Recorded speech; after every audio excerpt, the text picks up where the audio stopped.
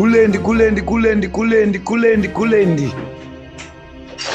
bata nzeve dzeZANU-PF ndichibata mhuno tichirwera pasi munin'ina bata Kulen TV irundubvu muri yeZimbabwe ndadzoka nema updates manyama andinogara ndakakubatirai pa Kulen TV. You know, I'm so excited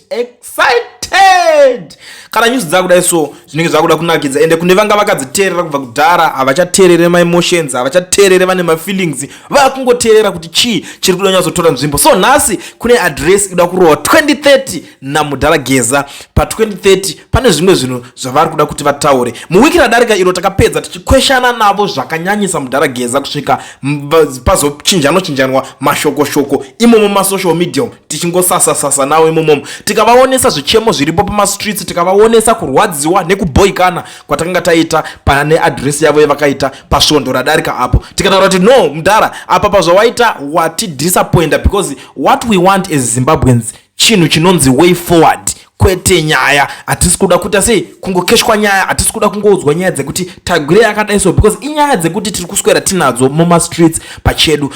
Tinozviziva pamazuva ekutanga makambotimutsa ende zvaimeka sense pamaitaura izvozvo, but now zvakuita kunge pamwe mune a personal grudge or something. Vanhu vakawanda havana kuda kuzvinzwisisa, but kune iye Mudharageza akazvinzwisisa aka-understanda pane maZimbabweans. Saka apa iko zvinezvi signal is back pachanakidza muri yeZimbabwe. Mudharageza atadaudzwa kuti ada kuya kunotaura kuti kudii, tinoda kuona kuti pane zvinenge zvachinjwa here because pane iye last week hatina kufara ende tanga tine zvichemo zvakanyanyisa kuti what's that ko Mudhara taita sei, takakutadzirei sema citizens. Ndo zvimwe zvinhu zvaitaibvunza kuti ko zvadii naye Mudhara, ingawani taitoti isusu patakakuona uchiuya kuti wakutaura Mudhara zvinhu zvedu zvakanga zvaita sei zvatotanga kutomeka sense, but iko zvinezvi zvamakutaura takuita kakuzvivhunduka, it's like tanga takutotya, but iko zvinezvi I'm so excited, I'm so happy kuti nhasi vari kuuya vachiadresa pamwe zvichida nyaya dzacho dzinobva dzangogadzirisika. Saka kana uchingosina data sekutaura kwavanoita hanzi tengai data ikoko 2030 dzepawatch dzakataurwa kuti ndo dzichaonekwa navaMnangagwa,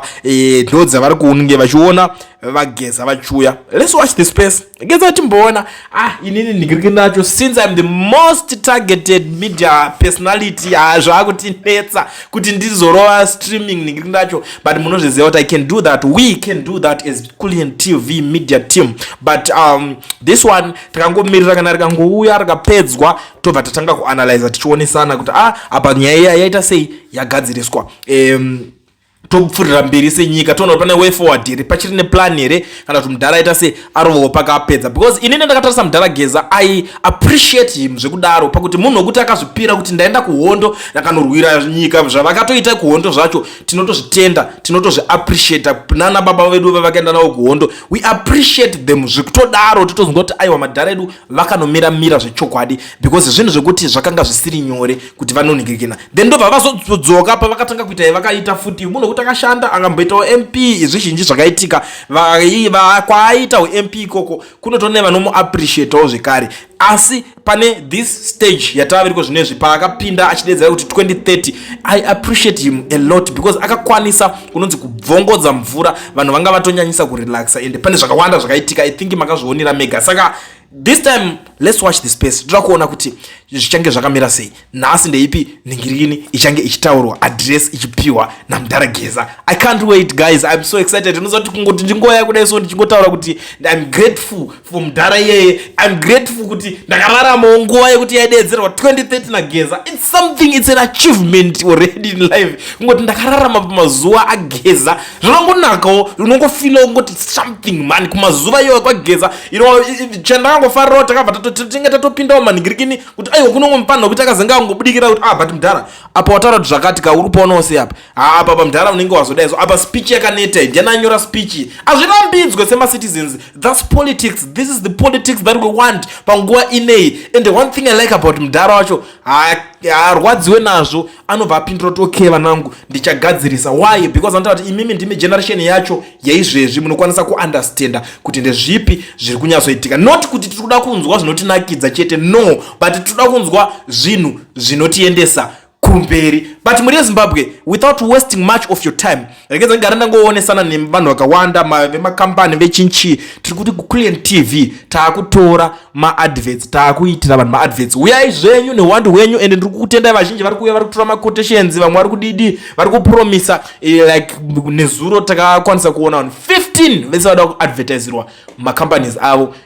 Vamwe vari kuchema kuti mari dzatichiri nadzo dzakadai so because vamwe vari kuti rate card renyu tiri kunyanya kudhura, vamwe vari kuita zvakasiyana siyana. It's okay, chingouyai muchingodaro zvakakosha. Hauzopotsewo unogona kungochema tikakunzwisisa, kana kuti tinogona kungokunzwira tsitsi zvisiyana kuti business rako racho rinenge rakakura sei. Asi ndo nyaya iripo kune vemanhingirikiri. Nhamba dzedu ndidzodzo dziri paCullion, munongogara mangotibata tobva kuzivisai. Ndobva chizivisa futi zvekare, kune maZimbabweans vazhinji vari kugara muSouth Africa. It's very important kuti mugare mabata mufesi anonzi Owen. Ndoziva kuti muri kunetsekana vanhu nekugadzirisa mabank account. Uri kunetsekana kuti mari woitambirira pai. Instead kune vamwe zvekare vari kurasikirwa nematenda kana masubcontracts. Those who are staying in South Africa, please contact Owen anogadzirisa nyaya yako. Problem iyoyo idiki yaunoti problem hombe. Kune umwe munhu, kune umwe murume tuma small akachimaster akachibata kuti dzvi. Saka paya patinenge takuzosumudza ZANU-PF nenzeve, iwe unenge une bank account, unenge une registered company, uchitoita zvauri kutoita. Contact Owen panhamba dziripo pascreen, ugara waita zvauri kuita. Saka ndisati ndakunzwisai something because panapa atingouye tichingotaura tisina zvimwe zvekukusirai muchinzwa. Kuti chivhitivhiti chinonakidza kudai so. Rekedza tikusirai makateerera something. Gara wasumudza ZANU-PF nenzeve kudai so, wobva wairovera pasi uiti bra chiteerere munzwe zvandada kuti musare makateerera icho. Nawe iri papa inawe yakaoma Cullion. Rega nditoita kuita audio chaiyo. Vana vakaoma Cullion. Izvinezvi vari kuziva. Tarisaona kuti last time taitaura nawo dzekuzvipatara, akapedzisira aenda kuzvipatara. Izvinezvi vana Geza vari kutaura nawo zvigananda. Iye ndobva unoti okay, vanhu vese vakuona kuti zvigananda izvi ndo zviri kuba nazvo mari. Pasine zvigananda, iye akutaura kuti pasine zvigananda, handi ndizvo. Saka ari kuda kufadza Povo kuti iye azvitsambure pasaidi, kuti ange azvitsambura pasaidi, but anenge achivasenzesa nokuti zvigananda izvo zvichatoya hoti zvichipa vanhu mari. Unoziva mamiriro akaita vanhu vemuZimbabwe.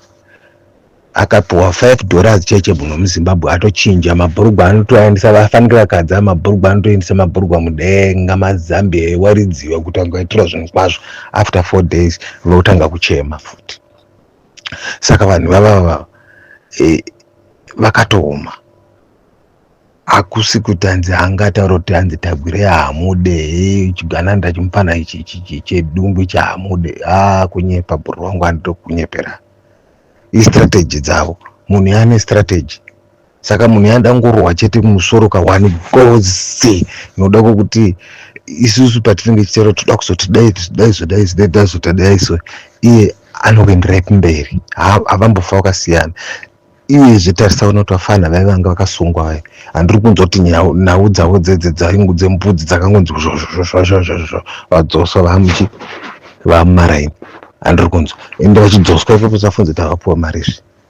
Imari yakatoshairi kutoshanda iyo yeZimbabwe kutopuwa mari kunzwa afana evanyarare. Ende afana ari kutoziva kuti nokusungwa kwavanga kwakaita vanotori nenhau namunhu tikavaregerera vachishupika afana vanotipinza mawani. Saka ndo nhau dzavainadzo, vanotoziva mabig wigs avo kuti ava vanhu ava ndo mabig wigs. Saka handife ndakavaisa pasaidi. Ana Tagwire hambofa vakasiwa pasaidi vai. Ende muchiona Tagwire chitonzi kana mukaona kunzi Tagwire iye mastrategy awo achapedzisira ati ndirota president but ndiri independent. Moziva kuti pakatoipa. Kana kutoti achatouya achitoti ini ndira kutoitawo tiende maelections ndiende ndiri kuzanu kwacho ikoko. Anova isusu tienda kungoti angasi pangakadzingwa uyu angakadzingwa nanhingi vasananga chizivana mukati mavo mamo kuti ndiye munhu ari kuita watiri kuda. Vafe vakasiyana vanhu. I'm telling you the truth. vanosangana vanhu vafa vakasiyana. HANZANU-PF ndio toziva manje vanosangana vanhu vaeclient tinenge tichifara kuti atipasi nezvisikana ndai azoti chichichichichi aiwa mastrategy aya vana nemastrategy maniwe titovaziva time ndati vane mastrategy atoziva kuti kana mukatotaura kuti zvoi zvikuru zvazvikudai zvakudai vafanira vane mhanya muzvikuru utanga kupa mabhuku utanga kuita sei ndo mastrategy avo vanhu ivoyo. Nevamwe vati vana vasekwera ndo vamwe vacho vairova mahafu anzi hafu chi anzi half sleeve nelong sleeve kumaCentral anowana muzano mune mari. Chinhu chinoitika ndechoti muzano mune mari. Ukangoenda kusaidi kwezano chete ukateedzera zvavari kuda zvokuuraya vanhu uchita sei unodya kuvaka mazimba mamwe asingaiti kuita makambani mamwe asingambobhadhari mataxi muzanu-PF ende usingabvunzike kana kahwani kuti zvakamira sei zvakazodai haubvunzike. Ndo zvirimo muzanu-PF. Saka varikuda kudzokerai zviti vanotoziva kuti Zimbabwe inonaka anakasukera vadzokeri vachienda kupi vakambouraya vanhu varikuda kuenda kunoitei ivo vakauraya vanhu Zimbabwe vakauraya vanhu anakasukwere vaya tinotovaziva nenhimiri dzavo but zvinezvi vakuenda itaura kuti zvakazoti hatina kuramba kuti vanhu veZANU-PF yakaipa uye munhu yaripo hasi kudiwa nevanhu plus bava nakasukwera vacho vari kudei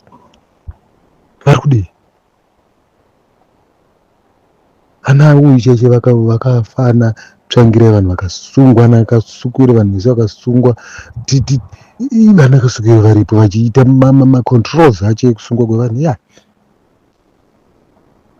nhasi kana tikanzi tavadzoserewo vana kasukire vacho vasvika pinda mupawa vangatadza kuita here izvozvo kuti ZANU-PF ndeyeropa unotongoti ndeyeropa enda mupe makavabvisa futi boziva anotongotoriwo zvake zvigananda kuti ngatidyiwo mari itsvagewo zvake zvigananda vakutodyiwo mari povhu ichi mama nenzara hatidi kuvaona vanhu.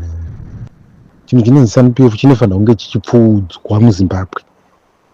Kana iye Chiwenga chaimfanira kutoziva kuti chinhu chinonzi zita rinonzi ZANU-PF rinoda kunyatsa kupfuudzwa kana zikanzi vapinda zvavanageza ngavazive kuti zita rekuti ZANU-PF ngaripfuudzwe. Toziva kuti kune maovheti ari kumiramira tinoziva but zita rekuti ZANU-PF irori ndio riri kukanganisa Zimbabwe nekuda kwekuti kupinda kwemunhu muZimbabwe mupawa chete kana anageza acho akapinda mupawa ndepapa vanga vataurira kuti madyiwa opposition vataura kuti nhasi madyiwa vobvuma vanongoita zvimwe chete zvinenge izvozvo handimona but hatisi kuti vari wrong isi tikutovatsigira kuti ngazvitasvirane pamwe angangouyewo nechange I don't know kuti angauye nechange pamwe anouye nechangewo kuti takuchinjawo nhasi tigore rinoti adyiwa komana 2030 taidyiwa komana siyai opposition ipinde but ZANU-PF ndoiziva ZANU-PF yagariri ZANU-PF haife yakachinja come what may handimona ndo nhau iripo chete vanhu vemuZimbabwe usabvunza kuti vanhu vemuZimbabwe vakatoneta nenhau idzodzidzi kuneta chaiko kule da kundikutaurira vanhu vemuZimbabwe takatoneta nenhau idzodzi ende titoda toti iye igeza ngavatasvirane toona kuti iye pfungwa dzake dziri papi nokuda kwokuti hatidi kusenzesa kunge vanhu chatisiri kuda ndichokusenzesa kunge masenzesera kwaitwa 2017 kusenzesa vanhu zvimwe zvakaoma andoona vanhu tikafara tikakwira amadhikaya mukuru akauya pastage vachitaura kuti haye zvine zvitakuda kuti democracy kana ndikanzi ndajiwa kupi hapana mboita kana 1 month 2 months vanhu vanotongonzwa kuti munhu abductwa abatwa uyu abatwa ye journalist abatwa uyu abatwa kuti ndopakutouraiwa vanhu wese zvokutouraiwa zvezvokuti zvakabisira zvokutonzi zvokutoenderwa munhu achitoona kuti munhu atobatwa yakutonouraiwa andoona saka ipapa pakatoipa vanageza kana vachitomira ngavatomira sevarume vototi munhu kana achitorwa musoro ngarwe musoro ende kana vachida toparadza ngavaparadze vanhu vaya kuti vaparadza kuti